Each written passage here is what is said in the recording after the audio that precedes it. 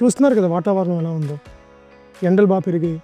Temperature ఒక 50 degrees పైన ఉంటుంది. ఇప్పుడు ఇంత ఎండలో మన బాడీని చల్లార్చడానికి మనకి ఏదో ఏసీ అవసరం, లేదా చల్లటి నీళ్లు కానీ జ్యూస్ కానీ అవసరం. ఇప్పుడు మన బాడీకి ఎలాగైతే ఈ అవసరాలు ఉన్నాయో ఈవీ వెహికల్స్ కూడా అదే అవసరం ఉంటుంది, మన లిక్విడ్ కూలింగ్ టెక్నాలజీ.